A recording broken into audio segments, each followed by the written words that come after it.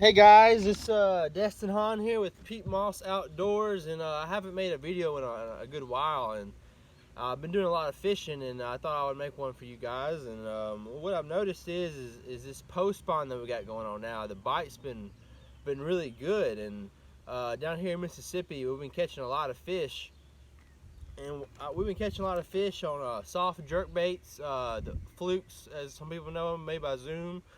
And some worms, and I want to talk about that today. And what we've really been catching a lot of fish on is this I call it a soft jerkbait, a fluke, but this is made by Cream. It's a 5-inch soft jerkbait. If you can see that right there. Now we fished. I've been fishing a couple lakes with this.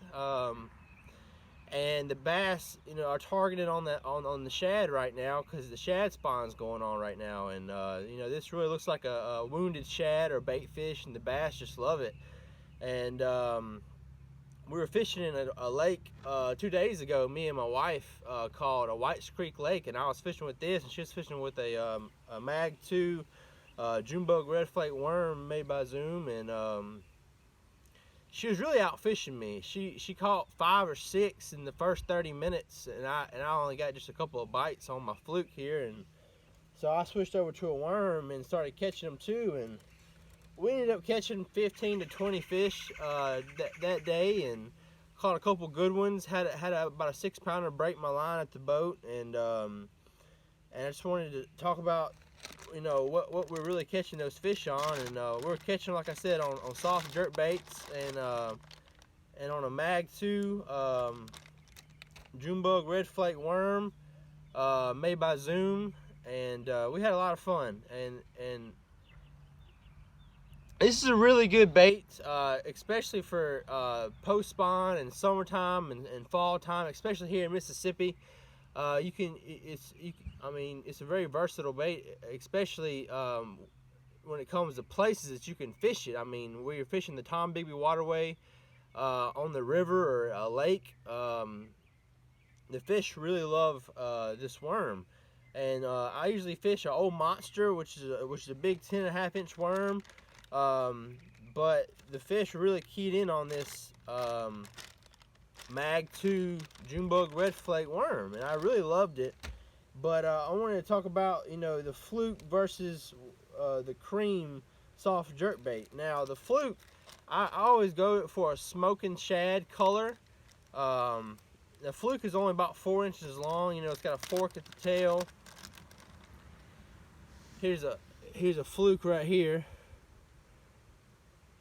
and then it's 4 inches.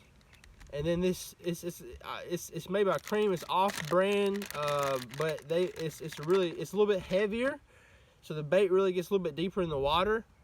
Now this is a 5-inch soft jerk bait, and this is the fluke. And you can see how much the difference in size there. And I really think that really makes a difference, because this bait's a little bit more heavier.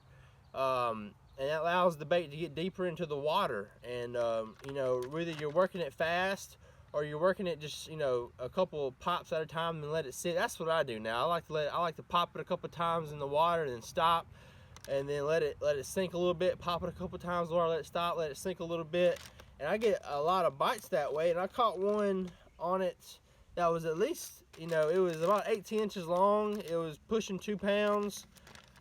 Solid keeper fish.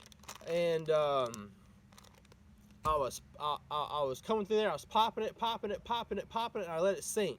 I'd pop it, and let it sink. And I started messing with the trolling motor, and I started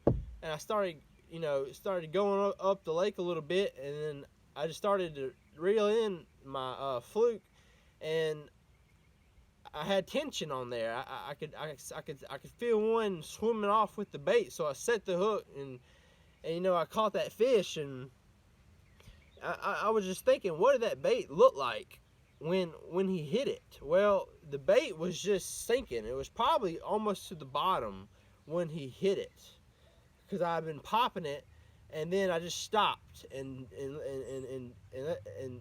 let that bait go dead, and it was just sinking, and that's how I caught that fish. And it made me really think, because a lot of people will throw in like crankbaits and spinner baits, and they're not catching any fish like that. Well, you just can't duplicate a dying fish like you can with a fluke, with a crankbait or spinnerbait. You just can't do it. So if you guys are really looking for something that's going to catch fish, I really, especially this time of year, the post spawn, you got the shad spawn going on, you get the bluegill spawn going on. A smoking shad color fluke is really a perfect color. You can't go wrong with it, whether you're in clear water or muddy water. I mean, it's just a great bait all the way around. But when it comes to worms, there's so many different colors that you can go out there and try. I mean, every company has a soft plastic worm.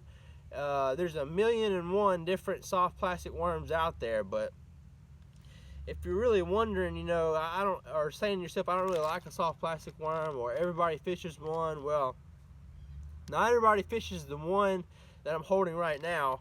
It's Zoom really makes a lot of worms, but they have 3 sizes of curly tail worms that they have.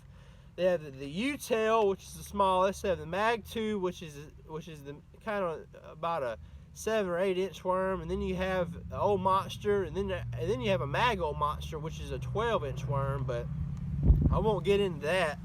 I'm just gonna talk about the Mag 2 size worm. I mean, there's plenty of different colors that you could use, but my favorite color out of all the colors that are out there is a Junebug red flake worm.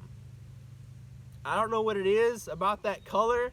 I've just caught more fish on a Junebug red flake worm than any other color out there. Now, you might have better luck with some other color, but I'm telling you, if you've never tried a Junebug red flake worm, I encourage you to go out there and try it, because that's it right there. It's kind of a bluish purple. You know the Junebug that you use, but it's got red flakes in it. Now that right there has caught me a lot of fish. On the river about 2 weeks ago, my wife caught about a 5-pounder underneath a bridge in Aberdeen Lake, actually, in Aberdeen, Mississippi, at the Aberdeen Marina, off of a Mag 2 Junebug red flake worm. And she really loves those worms, and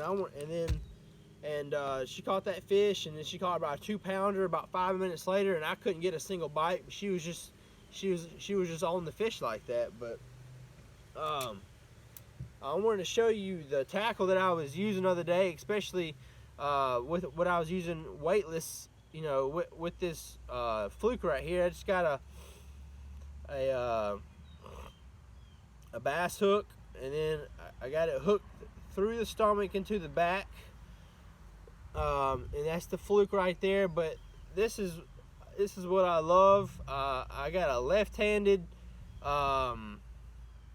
Mega Jaws Cast King. I love Cast King. I'm not advertising for them or anything. I just love their equipment. A Mega Jaws Cast King reel on a 7-foot medium heavy action graphite series Abu Garcia pole. Really inexpensive setup right here. I probably don't have no more than $80-$90 into this setup. If you're like me, you don't like to spend a whole lot of money on fishing stuff. You just like to use good quality stuff that's for a good price, and that's what I got right here. Now, I got my worm pole right here. It's a 7'2" Skeet Reese jig worm Teresa pole, and it's a really I believe it's a heavy action. It's a stiffer rod, but I have a Stealth Cast King reel on here. Now this pole is quite expensive. If you know anything about Skeet Reese poles, this pole is on the upward scale of the expensive to non-expensive scale.